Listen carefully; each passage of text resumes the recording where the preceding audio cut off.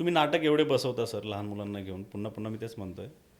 आ, पण सर ह्याची जाहिरात आजकालच्या जमान्यामध्ये खूप महत्त्वाची गोष्ट आहे, तर ती तुम्ही कशी करता?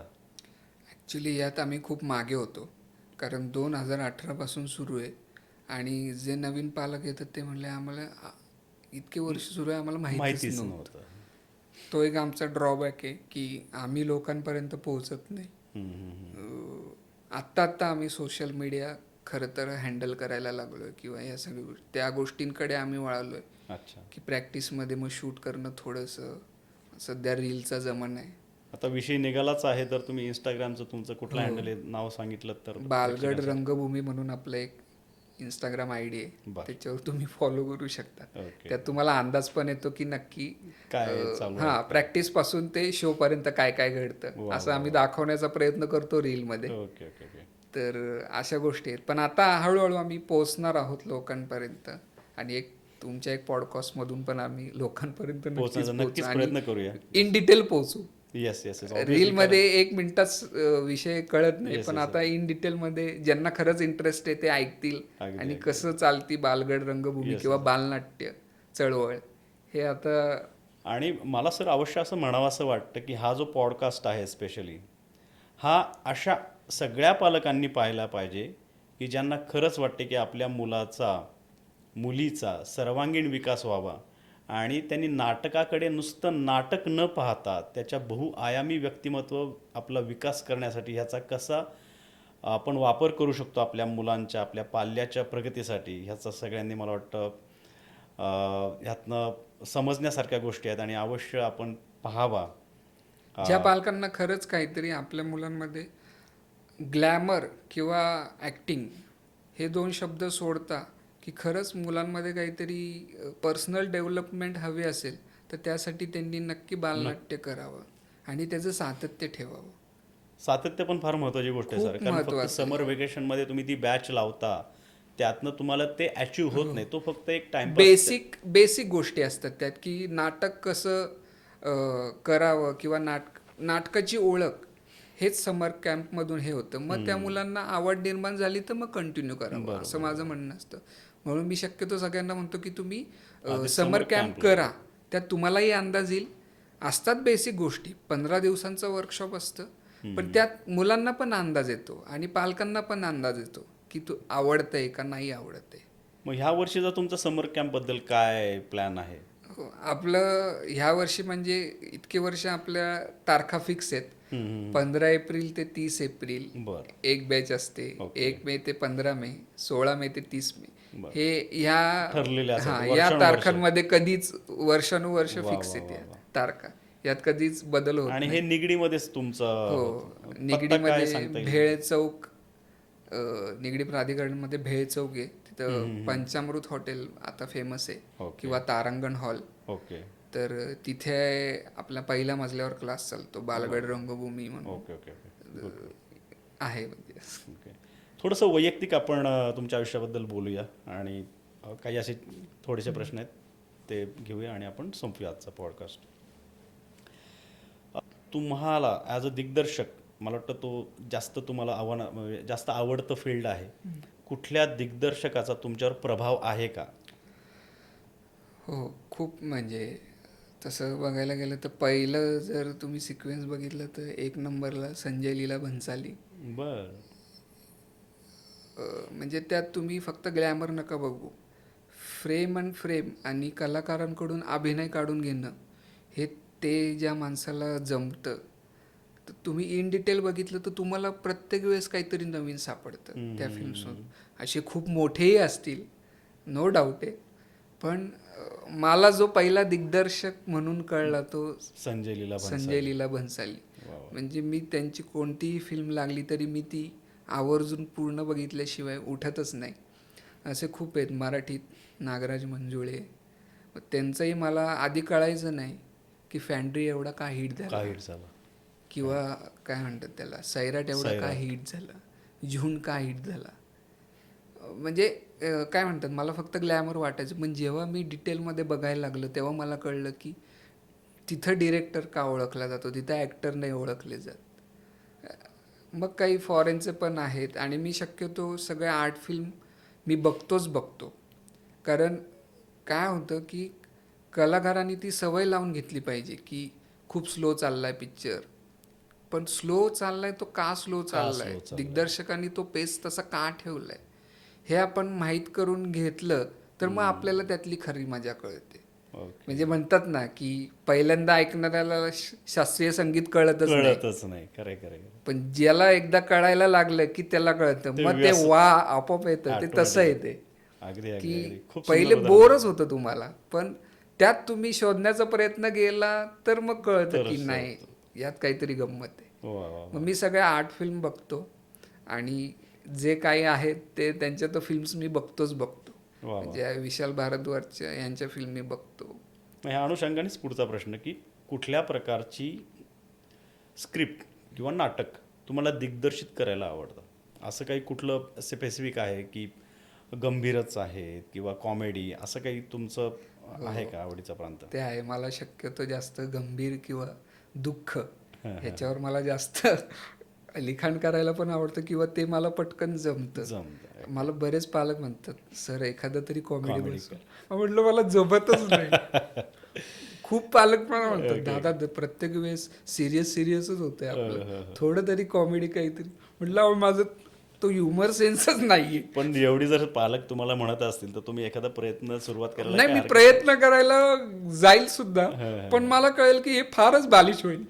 म्हणजे बालनाट्यामध्ये बरं एकदम छोटी मुलं आहेत त्यात मी आणतो थोड्या गमती जमती, बरं बरं बरं. पण माझं मन रमतं शक्यतो सिरियस किंवा दुःख याच्यावरच मग ती तुमची सिग्नेचर स्टाईल आहे असं म्हटलं तर काही वावगं ठरेल का? हो, अगदीच. ओके. म्हणजे खूप जण म्हणतात की दादा, म्हणजे मी म्हटलं मला हेच जमतं आणि मी ह्यातच, म्हणजे त्यातच मी रमू शकतो. पालकांनी आजच्या नवीन पिढीला नाटकाकडे जास्तीत जास्त आकर्षित करण्यासाठी ही आव्हान कसं पेललं पाहिजे किंवा काय डिरेक्शन दिलं पाहिजे मुलांना त्या बाबतीत? मला वाटतं की पालकांनी पहिले स्वतः विश्वास ठेवला पाहिजे ह्या कलेवर, हम्म. की तुम्ही ग्लॅमर म्हणून आलात तर तुम्ही फसलात. आणि मी ॲडमिशन देताना मी पहिले हेच म्हणतो की तुम्ही जर सिरियलमध्ये चान्स मिळेल किंवा इकडे चान्स मिळेल ह्या गोष्टी तुम्ही बघून जर आला असेल तर बाबा क्लासमध्ये येऊच नका. ॲडमिशन नाही मिळणार. हां, तुम्हाला मुलामध्ये काय डेव्हलपमेंट करायची असेल किंवा उद्या तुमचा मुलगा कुठे ऑडिशनला गेला हम्म. तर ह्याच्यात काहीतरी आहे हा वेगळे, हे नक्कीच समोरचा म्हणेल की तुम्ही बाहेर कुठे त्याला घेऊन गेला. पण माझ्याकडून ती अपेक्षा ठेवू नका की मी इकडेच चान्स देईल तिकडेच चान्स देईल. मी मुलांमध्ये डेव्हलपमेंट, मग अभिनयाचे असो पर्सनल असो, ह्याच्यावरच मी काम करतो. आणि त्यासाठी मुळात पालकांनी विश्वास ठेवला पाहिजे की नाही ह्याला थोडा वेळ लागेल, वेळ द्यावा लागेल. द्यावं लागतं अगदी. ते म्हणजे तूप खाल्लं की रूप येईल असं नाही असं आहे. नाहीये. बरं जरी आलं रूप तरी ते परत काय म्हणतात त्याला मावळतं सुद्धा, अशी उदाहरणं पण खूप आहेत. Okay okay okay. त्यामुळे त्यात जास्त तुम्ही भुलू नका. भविष्यात तो कुठे बोलायला कमी नाही पडणार ह्याची गॅरंटी मी देऊ शकतो. जरी तो अभिनय क्षेत्रात काम करत असेल नसेल, पण दुसरीकडे गेल्यावर त्याचं मत वेगळं असेल ह्याची मी गॅरंटी देऊ शकतो. वा वा. आणि तेच मला वाटतं तो बेस आपण ज्याला म्हणतो रूट्स, ते महत्त्वाचं काम बळकट करण्याचं तुम्ही करताय मला वाटतं. आणि तेच पालक तेच ॲक्च्युली काही पालकांनी विश्वास ठेवला म्हणून ते टिकलेत. पण काही पालक हे फक्त काय म्हणतात त्याला, म्हणजे जसं आता शाळांचं चाललंय, ही शाळा बदलू का ती शाळा बदलू. काही जण दुसरीपर्यंत एका शाळेमध्ये असतात, तिसरी चौथीला दुसऱ्या शाळेत असतात, तर 5वी 7वीला वेगळ्याच शाळेत असतात. त्या मुलांचं पण आठवणी राहत नाही आणि एक सातत्य राहत नाही. तसं इथं न करता सातत्य ठेवलं तर ते मुलांमध्ये मी रिझल्ट देतो आणि आणतोच. पुढील काळात नाट्यक्षेत्रामध्ये, स्पेसिफिकली बालनाट्य क्षेत्रामध्ये काय आमूलाग्र बदल घडावेत असं तुम्हाला वाटतं किंवा तुमचं काही प्लॅनिंग आहे का? आमूलाग्र बदल म्हणण्यापेक्षा मला जो बदल घडवायचा होता निगडीमध्ये तो मी आत्ता कुठं माझ्या हातात काही गोष्टी आल्यात असं मला वाटतं. बालनाट्यामध्ये प्रत्येकजण कुठे ना कुठे काही करतोच आहे. म्हणजे मुंबईची बालनाट्ये खूप चांगली असतात आणि काही मुळात म्हणजे कोल्हापूर साईडला लांब लांबपर्यंत प्राथमिक शाळेचे शिक्षक घेऊन येतात. ते शहरातली नाटकं बघून ते स्वतः इन्स्पायर होऊन त्यांच्यामध्ये बदल आणतात. ती चळवळ चालूच आहे. आणि मग ही अशीच देवाणघेवाण ही बालनाट्य स्पर्धेमधून होते. बालनाट्य स्पर्धेमध्ये जे एकमेकांची नाटकं बघून काय म्हणतात आत्मसात करतात आत्मसात करतात किंवा नवीन काही शिकत असतील, आणि चुका ते म्हणा त्यांच्या किंवा चांगल्या गोष्टी पण हां, असतील, ते त्यांच्या बालनाट्यामध्ये पण त्याचं इम्प्लिमेंट रिफ्लेक्शन करतात. दिसतं. वा वा. तर ती चळवळ चालूच आहे. पण बालनाट्यामध्ये स्वतः असं मी काय करायचं म्हटलं तर खूप काही गोष्टी आहेत की मला असं वाटतं की स्वतःचं एक थिएटर असावं बालनाट्यासाठी, की तिथं मुलांचे वेगवेगळे दर शनिवार रविवार शोज होतील की कोणाला काय करायचंय, जे मोठ्यांमध्ये होतं की गुड. काही जण स्वतःचं काहीतरी एक बनवतायत बसवतात आणि आणि ते छोटे प्रेझेंट छोटे जे करतायत. थिएटर्स आहेत तिथे आपापले शो लावतात. तसं मला एक करायचं आहे लहान मुलांमध्ये की ओके. कोणी काहीतरी तयार केलंय की त्यांनी त्याचा शो ठेवलाय. हम्म, हम्म, हम्म. 40-50 लोक असतील, ऑडियन्स असतील किंवा ओके. 10-15 असतील, पण ते मुलं ती सवय लागेल की लहानपणापासूनच की तो त्याचे शो शो लावतोय. लावेल. वा वा. हे मला एक ते तसं झालं पाहिजे खूप असं मला. तुमची छान अशी ही प्रार्थना आहे आणि मला वाटतं त्याला नक्कीच रूप मिळेल. आज नव्हते नक्कीच मिळेल, कारण तुम्ही जी चळवळ चालू केली त्याला कुठेतरी त्याचं मूर्त रूप तुम्ही आत्ता दिसतंय. ह्यातनंच पालकांच्या माध्यमातून म्हणा किंवा अजून काही गोष्टी नक्कीच जुळून येतील अशी मी सदिच्छा देतो तुम्हाला. थोडंसं तुमचं वैयक्तिक आयुष्याबद्दल आपण बोलूया. अ, आयुष्यात तुम्हाला आता हा जो प्रवास आहे, मनुष्य म्हटलं की अडीअडचणी आल्याच. तुम्हालाही आत्तापर्यंत अनेक अडचणी आल्या असतील. त्या अडचणी कुठल्या होत्या, तुम्ही त्याच्यावर कशी मात केली? लास्ट इयर म्हणजे बरोबर 1 वर्ष झालं तेव्हा तो आमच्या आयुष्यातल्या घरातल्या सगळ्यांसाठीच टर्निंग पॉईंट होता. माझ्या वडिलांना ब्रेन हॅमरेज झालं होतं. आम्हाला वाटलंही नव्हतं अशा काही म्हणजे काही असं काही सिच्युएशन येऊ घडेल. शकते. खूपच माझं समर कॅम्प चालू होतं आणि अचानक वडिलांना त्रास झाला. म्हणजे ते वर्ष आम्हाला खूप एक टर्निंग पॉईंट पण ठरलं आणि थोडंसं वाईट पण गेलं. हम्म, हम्म, हम्म. पण त्यातून आम्ही सावरलो. आणि मग नंतर आम्ही म्हणजे आमच्या घरातल्या सगळ्यांचाच बघण्याचा एकमेकांकडे दृष्टिकोन बदलला. जगण्याचा माझा माझा दृष्टिकोन बदलला. मी पूर्ण फोकसपणे मग फक्त क्लास किंवा मग स्वतःमध्ये काय अजून इम्प्रूव्हमेंट करता येईल ह्या गोष्टीकडं, कारण मला त्यांच्याकडे बघून असं झालं की कोणाला कधी काही होऊ शकतं. आपण फक्त असं ऐकतो की ह्याला तसं झालं त्याला तसं झालं. जेव्हा घरात होतं तेव्हा मग आपण खडकन जागृत जागे होतो. होतो. खरंय. तसं आम्हाला ते झालं. म्हटलं की मग वेळ खूप कमी आहे, काळ खूप कमी आहे आणि खूप काय काय करायचं आहे. करायचं. मग मला असं झालं की माझं आधी वाचन खूप कमी होतं, पण त्यानंतर मी खूप वाचन वाढवलं आणि म्हटलं कारण तुम्ही जेवढं वाचाल तेवढं कमी, एवढं साहित्य आहे आपल्याकडे. मग मी स्वतःला काही बंधनं घालून घेतली की वाचायचं, लिहायचं आणि त्या त्या गोष्टी त्या त्या पद्धतीने करायचा. तर वडिलांना ब्रेन हॅमरेज झालं होतं ते आमच्यासाठी म्हणजे किंवा इव्हनली माझ्यासाठी एक ते टर्निंग पॉईंट टर्निंग होतं. पॉईंट. आणि मग तसा ह्यांचा पाठिंबा कसा आहे, म्हणजे घरच्यांचा पूर्ण घरच्यांचा चांगला पाठिंबा आहे. म्हणजे आधी घरच्यांना मी जसं म्हणालो की त्यांना कळत नव्हतं की हा करणार काय बालनाट्यामध्ये. पण आता त्यांना ते हळूहळू जेव्हा ते शो बघायला येतात आणि पालकांचा एवढा चांगला त्यांना प्रतिसाद हां, मिळतो.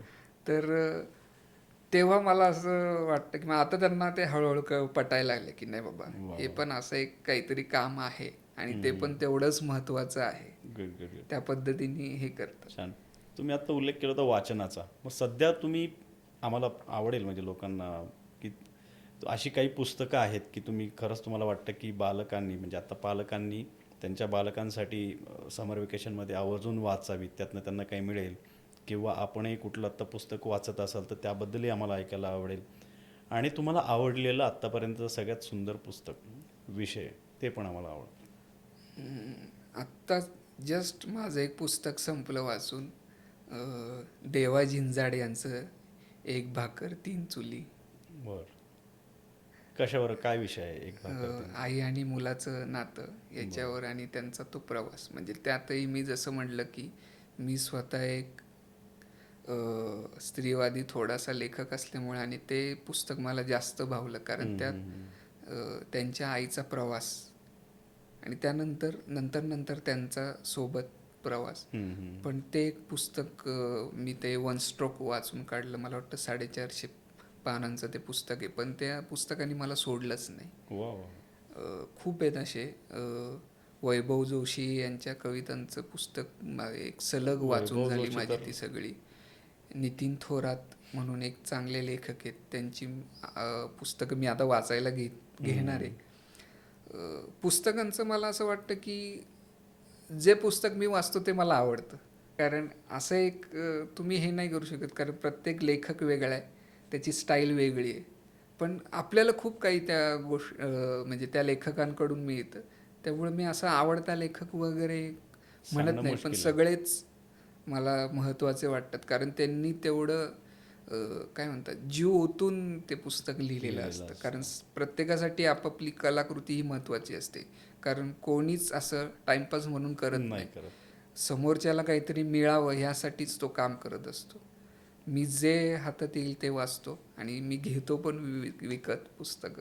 खूप चांगला गुण आहे आणि हा खूप चांगला संदेश सुद्धा आहे तुमच्या मुलांना आणि स्पेसिफिकली जे कोणी आता पाहत असतील आपला पॉडकास्ट त्यांच्यासाठी. कारण वाचन संस्कृती वाढणं ही काळाची गरज आहे आणि मला वाटतं त्या निमित्ताने का होईना मोबाईल टी व्ही ह्याच्यापासून थोडीशी मुलं लांब जाऊन काहीतरी वाचनातनं जे जडणघडण होती ती आपण तुलना करू शकत नाही. म्हणजे इवन जे पुस्तक जरी तुम्ही मोबाईलवरती वाचणं आणि प्रत्यक्ष फिजिकल कॉपी वाचणं ह्याच्यामध्ये फरक आहे असं तुम्हाला वाटतं का? खूप फरक आहे. म्हणजे पुस्तक जो एखादा पहिल्यांदा सुरू करतो त्याला ते बोरच होतं. मग तेव्हा आपल्याला कळतं की आपल्यात पेशन्स यस. नाही आहेत. आपण 4-5 पानांच्या पुढे वाचू नाही शकत, बोर होतं आपल्याला. पण जेव्हा आपण ही जाणीव ठेवली की ते लेखकांनी एवढी पानं का लिहिली आहेत, त्याला नक्की काय म्हणायचं, त्यांनी एवढं शब्दभंडार आणलाय कुठून, त्याच्या मागे किती मेहनत असेल आणि तो गोष्ट कशी पुढे नेतोय, तर एकदा तुम्ही बोर होणारच, तुम्हाला नो डाऊट बोर होणार. पण जेव्हा तुम्ही एकदा त्यातली ती गोष्ट तुम्हाला समजायला लागली की मग ते पुस्तक तुम्हाला सोडवत नाही. आणि ती खरी पुस्तकाची मजा आहे. त्यामुळे मी म्हणजे वाचन तुम्ही सुरू करताना तुम्हाला बोर होईल तरी तुम्ही वाचत राहा, गोष्ट कळो अगर न कळो. पण असा एक पॉइंट येतो की तुम्हाला ती गोष्ट कळते आणि मग तुम्हाला ते पुस्तक सोडवत नाही. तो क्षण येईपर्यंत तुम्ही वाचत राहा असं मला वाटतं. मग नंतर मग तुम्हाला वाचनापासून सुट्टी मिळत नाही. कारण आता सर मन आणि विचार असे सैरावैरा झालेले आहेत. म्हणजे आपण अनेक वेळा असं होतं की मोबाईल आपण हातात घेतलाय पण का घेतलाय, का अनलॉक केलं हे सुद्धा कळत नाहीये. आपल्याला 2 तासांनी कळतं की आपण नुसतंच हे बघत होतं. त्यातून आपल्याला काही मिळालंच नाहीये. नुसतंच बघत होतो आपण आणि त्यात म्हणजे पेशन्स हळूहळू असा कमी होतोय की रील्स आता 1 मिनिटाच्या खाली 49 सेकंद 30 सेकंद असा आलोय आपण. म्हणजे 30 सेकंदात आपल्याला हे होतंय बरोबर आहे की नवीन गोष्ट बघायची बस हे किती. त्यामुळे मग आर्ट फिल्म चालत नाही, पुस्तक वाचन कमी होते, ह्या बऱ्याच गोष्टी त्याच्या मागे. आणि मला वाटतं वैयक्तिक फोकस करण्यासाठी मी स्पेसिफिकली मुलांसाठी जर फोकस राहायचं असेल तर त्यांनी वाचन हे वाढवलंच पाहिजे असं मला वाटतं. मुळात पालकांनी ती सुरुवात केली. ऑब्व्हियसली म्हणजे पालकांना आपण म्हणजे मी टी व्ही बघत बसलोय आणि मी माझ्या मुलाला म्हटलं अरे जा रे बाबा ते आता पुस्तकं वाच आणि मग बाहेर आहे, तर हे कदाचित चुकीचं मार्गदर्शन राहील. मी पालक म्हणून सुद्धा माझं खूप मोठी जबाबदारी आहे की मी स्वतः वाचत बसणे आणि मग मी माझ्या मुलाला सांगणे. तर मला वाटतं मी सांगण्याची पण गरज नाही आहे. मी स्वतः जर वाचत असेल तर मुलगा ॲटोमॅटिक जाऊन ते पुस्तक वाचणारच आहे, भले त्याच्या लेवलचं जे असेल ते. तर मला वाटतं हे पालकांनी त्यांच्यामध्ये स्वतःमध्ये जर बदल केला तर ॲटोमॅटिक त्यांच्या पाल्यांमध्ये ते दिसेल. तुम्ही घरात पुस्तक वाचताना जरी मुलांनी तुम्हाला बघितलं तरी मुलांना हा प्रश्न पडतो, बाबा तुम्ही काय वाचताय. अगदी खरं आहे. तिथून ती सुरुवात आहे. अगदी त्यासाठी मुलांना ते दिसलं पाहिजे दृश्य की नक्की बाबा काय वाचताय. येस. त्यासाठी पालकांनी जर सुरुवात केली ती तर ते अगदीच तो बदल घडेल असं मला वाटतं. तसंच मला अजून एक सांगायचं आहे की तुम्ही नाटकं पण बघा. म्हणजे मुळात पालकांनी पण बघावी. चांगले कलाकार आहेत म्हणून नाटकं बघायला जाऊ नका. लेखक आणि दिग्दर्शकाला काय म्हणायचंय म्हणून ते पण जा. समजून काही घेण्याचा जण फक्त कलाकार बघण्यासाठी नाटक अगदी, बघायला अगदी. जातात. हे मला अजिबात पटत पण नाही, चुकीचं आहे. कारण आणि मला बरेच वाट- असे पालक म्हणतात. ललित कला केंद्रवाल्यांना तर हे पटणारच नाही माझ्या मते. अ? तर म्हणजे मी स्वतः कलाकार आहे, मग मला असं वाटतं की आपण त्यात शोधलं पाहिजे की, आणि मी स्वतः तो शोधण्याचा प्रयत्न करतो. पहिले मलाही कळत नव्हती नाटकं, पण हळूहळू कळायला लागल्यावर मग त्यात काय म्हणतात त्याला, माझी आवड निर्माण झाली नाटक बघण्याची. मी जवळजवळ सगळी नाटकं बघितलीत आणि मी सगळ्या प्रकारची नाटकं बघतो, फक्त कमर्शियलच नाही. म्हणजे प्रायोगिक लेवलवर मला जसं वेळ मिळेल की आत्ता हा शो आहे, तर मी धावपळ करत तिथपर्यंत पोहोचण्याचा वा. प्रयत्न करतो. अशा गोष्टी होतात. काही नाटकं ही त्यामुळे म्हणजे सुटतात पण, कारण शनिवार रविवारीच महत्त्वाचे प्रयोग होतात आणि तेव्हाच माझा क्लास असतो. पण जेव्हा वीकडेजमध्ये नाटकं असतील तेव्हा मी बघण्याचा तो प्रयत्न करतो. विजय केंकरेंचं मी आता रिसेंटली एक भाषण ऐकलं होतं सर. त्यामध्ये त्यांनी असा उल्लेख केला होता की आत्ताचा पुढचा जो काळ आहे ना तो नाटकांचा आहे.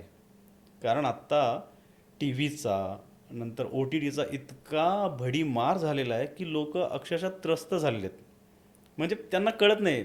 म्हणजे एखादा पिक्चर मी पाहतोय माझ्या आवडीने, तो संपत नाही तर दुसरा ऑटोमॅटिक लागलेला असतो. म्हणजे हे जो अतिरेक झालेला आहे. ह्याचं कारण मी तुम्हाला सांगतो. हा अभ्यास माझा लॉकडाऊनमध्ये झाला, कारण सगळेजण ओ टी टीकडे वळाले होते आणि एका पॉईंटनंतर लोकांना कंटाळा आला. तेव्हा मला म्हणजे सगळ्यांचं असं मत झालं होतं की आता सगळे ऑनलाईनच शॉपिंग करणार, कोणीही जाणार नाही. मग ते कपडे असू दे, भाजीपाला घेण्यापासून ग्रॉसरी असू दे, काही असू दे, आता सगळं ऑनलाईन होणार आहे, सगळं ऑनलाईन होणार आहे. आणि मी तेव्हा एकटा म्हणत होतो की तसं नाही होणार बघा, तसं नाही होणार बघा. आणि बरोबर तसं झालं.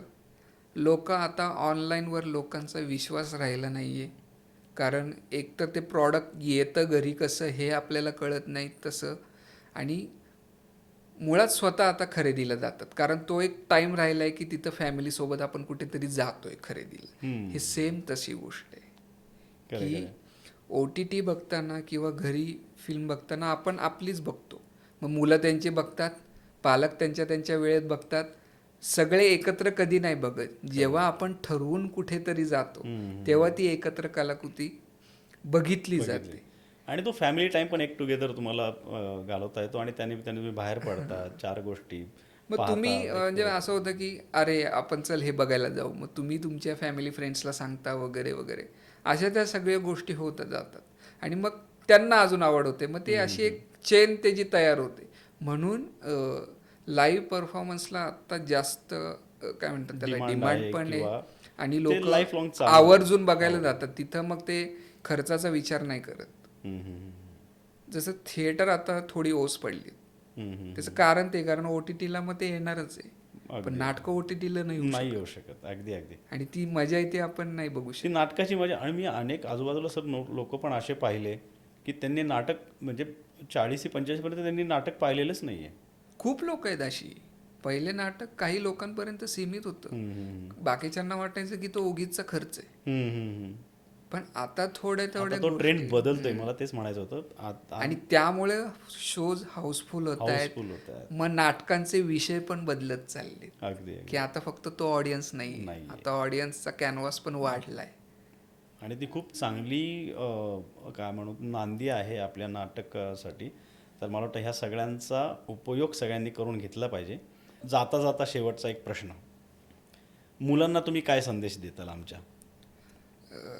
मी मुलांना हेच सांगेल की काहीतरी नवीन तुम्हाला अनुभवायचं असेल तर तुम्ही एकदा नाटक शिकायला या, ते करून बघा. तुम्ही एकदा जेव्हा आपल्याला रोल मिळतो तेव्हा स्टेजवर एंट्री घेण्यासाठी जो पोटात गोळा येतो, जी छातीत धडधड वाढते, म्हणजे तो एक्सपिरियन्स काय असतो, तर ते अनुभवण्यासाठी तुम्ही एकदा नाटक करायला या. आपण मिळून नाटक करू आणि खूप मजा करू. नाटक जगूया, नाटक वाढवूया, नाटकाची संस्कृती जपूया. तुमची एक कविता ऐकली होती, आजीवरती काहीतरी तुम्ही एक छानसं लिहिलं होतं. आजच्या पॉडकास्टची सांगता करूया तुमच्या कवितेने. ॲक्च्युली आजी हा खूप माझ्या जवळचा विषय होता, कारण आमची आजी होती ती सगळ्यांचीच लाडकी होती, फक्त आमच्या घरापुरती नाही. खूप लोकांना ती जवळची होती, खूप लोकांना आहे, कारण तिचा स्वभावच तसा होता. तर आजी जाऊन माझी 5 वर्ष झाले, पण मग ते प्रथम पुण्यस्मरणला किंवा पुण्यस्मरण जेव्हा तिचं असायचं तेव्हा नुसता फोटो काय ठेवायचं, मला आजीसाठी काहीतरी करायचं होतं. मग ते काय करता येईल, आणि मी नुकतंच कविता करायला लागलो होतो, तर मला आजीवर कविता करायची होती. बरं. मी सप्टेंबरमध्ये ती कविता केली होती, पण ती अर्धवट होती. मला ती पूर्णच करता येत नव्हती, कारण ती पूर्ण कशी करायची. आणि अचानक एका रात्रीत माझी ती पूर्ण झाली आणि ती लोकांना पडली. ह्यातनं नक्कीच 1-2 मुलांना जरी ह्याचा फायदा झाला, पालकांना काही दिशादर्शन मिळालं, तर हे मी खूप धन्य मानेल मी आज. थँक्यू सो मच तुम्ही इथे आलात आणि तुमचा इतका बहुमूल्य वेळ दिला. Thank you so much.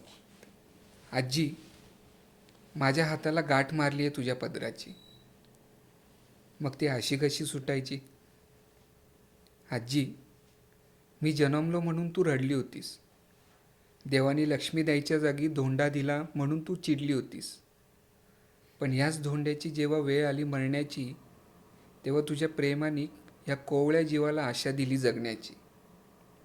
मग मीही माझ्या इवल्याशा हाताला गाठ मारली तुझ्या पदराची. आजी, मग ती अशी कशी सुटायची. आजी, आईसोबत जोडली होती जन्माची नाळ, बापाच्या कडक शिस्तीचा कानात घुमत होता टाळ. आबांच्या पाठीवरलं झालो कोकुलं बाळ, पण ओढ मला तुझ्या डोईवरल्या पदराची. पहिलं पाऊल टाकून घाई मला पकडायची, तेव्हाच माझ्या हाताला गाठ मारली तुझ्या पदराची. आजी, मग ती अशी कशी सुटायची.